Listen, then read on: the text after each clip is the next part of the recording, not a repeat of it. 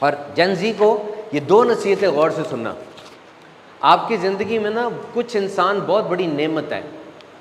ये वो लोग हैं जिन्होंने जब आप ज़ीरो थे ना उस वक्त आपको गाइड किया था, चाहे वो एकेडमिक्स में हो, चाहे वो स्पोर्ट्स में हो, चाहे वो किसी भी फील्ड में हो। जब आप जॉब करने जाएंगे, हायरिंग हो गई आपकी, हायरिंग के बाद आपका बॉस या आपका दीगर जो बड़े होंगे आपके ख्याल में सब कुछ एकदम सिखा देंगे आपको। मेडिकल साइंस में सबसे खतरनाक चीज़ है सर्जरी। दवाई तो चलो वो भी मुश्किल है देना, आसान नहीं है, लेकिन आप इमेजिन करें एक सर्जन जो है, आम आदमी को छुरी तो नहीं पकड़ाई जा सकती, जितनी मर्जी किताबें पढ़ा है वो। सर्जरी के लिए ज़रूरी क्या है कि उसको छुरी की प्रैक्टिस हो, उसको दिया जाए कि यार आओ तुम चीरो, तुम करो, मैं पीछे खड़ा हूं। ये कितना मुश्किल होता होगा। Similar is case with the engineers. Your senior must have the courage to give you that machine which you have to operate, and that operation, practical demonstration will increase your experience, which is actually your legacy, which is actually the money. वो बंदा जिसने आपको zero के ऊपर कुछ सिखाया था, कुछ बताया था, रहनुमाई की थी, कोचिंग की थी, खड़ा करने की आपको कोशिश की थी, उसको कभी ना बोलना। माँ बाप तो ऑब्वियसली हैं, लेकिन मुझे अपनी ज़िंदगी में याद आ रहा है, मैंने पाकिस्तान की अंडर 18 बास्केटबॉल टीम को कैप्टन किया हुआ है। पंजाब यूनिवर्सिटी की स्विमिंग टीम में भी था मैं, और वैसे भी बीकॉम का टॉपर था पंजाब यूनिवर्सिटी में। अभी भी मुझे याद आ रहा है कि हमारे कुछ कोच ऐसे थे स्पोर्ट्स के जो कि हमें अलग से टाइम दिया करते थे, और मेरे कुछ टीचर्स ऐसे थे गवर्नमेंट कॉलेज के अंदर। उस वक्त मीडिया इतना ज़्यादा नहीं था, खबरें वगैरह, लेकिन हमारे उस्ताद साहब थे वो मीडिया के ऊपर बहुत इन थे। वो मुझे अलग से बुलाया करते थे और कहा करते थे कि बेटा तुमने CSS करना है, तुम्हारे में ये स्किल्स हैं, तुम्हें ये बताना है, तुम्हें ये करना है। तो ऐसे लोग बड़े कीमती होते हैं, इनको ज़ाया ना होने देना, इनको सिर्फ फीडबैक देते रहना, क्योंकि एक वक्त आएगा कि ये नीचे रह जाएंगे, आप ऊपर चले जाएंगे। रोनाल्डो का कोच रोनाल्डो से अच्छी किक तो नहीं मारता, लियोनेल मेसी का कोच लियोनेल मेसी से अच्छी किक तो नहीं मारता, लेकिन उसका कोच है। तो आप ऊपर निकल जाएंगे, वो नीचे रह जाएगा, लेकिन वो आपका मोहसिन है। You should get in touch with him, just say him sir I am thankful to you and I will be thankful to you up till my last breath. And similar is the case, इस दुनिया में 2 तरह के आदमी याद रखना, एक 99% है, एक 1% है। 99% लोग वो हैं जो जब आपको देखेंगे ना गलती निकालेंगे, फिक्स इट, गलती कर रहे हो, ये इस तरह नहीं करते। 1% वो हैं जो आपकी कोई शाइनी, आपकी कोई कैपेबिलिटी, आपकी कोई फोर्स, आपका कोई अच्छा पहलू निकाल के उसकी तारीफ करेंगे। ये सिर्फ 1% है।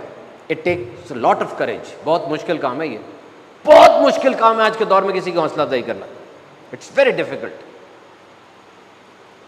आप करें अगर आपसे होती है, क्योंकि कुछ लोग ना जिंदगी में बढ़ते बढ़ते बड़ी ही खतरनाक मोड़ पे आ जाते हैं, उन्हें अपने आप पे शक हो जाता है।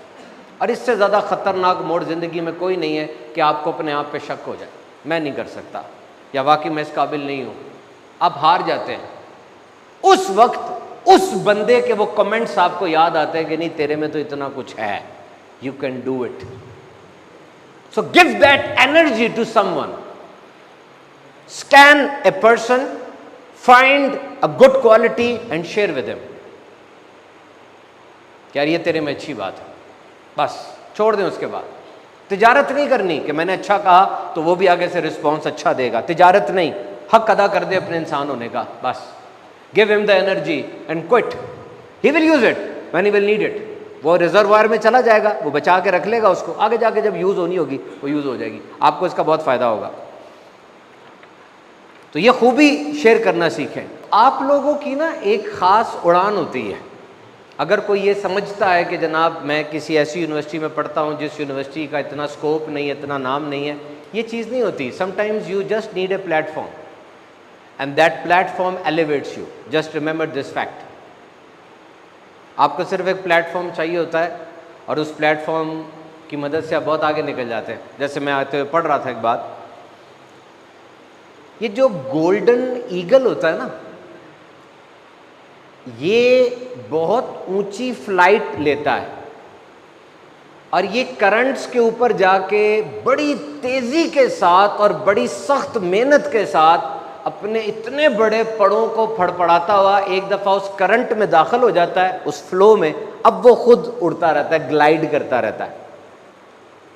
ये गोल्डन ईगल इतना ऊपर उड़ता है, इतना ऊपर उड़ता है। दुनिया में जो सबसे ज़्यादा एरोप्लेन इस्तेमाल होते हैं वो है बोइंग 737।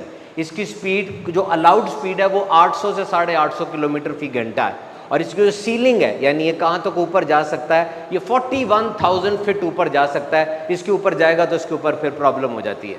जिस तरह ये B-2 बॉम्बर है, ये 60,000 जा सकता है।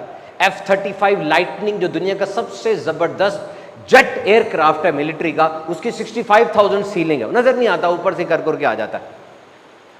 तो ये जो ईगल है, इसकी सीलिंग 10,000 फुट है, 10,000 फुट की बुलंदी पे उड़ता है और बहुत ज्यादा ऊपर है ये।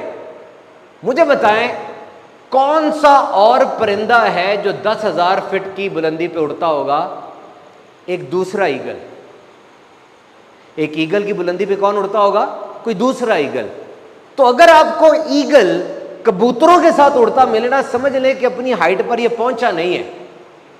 अगर वो ईगल के साथ ही उड़ रहा है, अब वो अपनी हाइट पर पहुंच गया है, तो आप अपने इर्द गिर्द देख लें कौन है।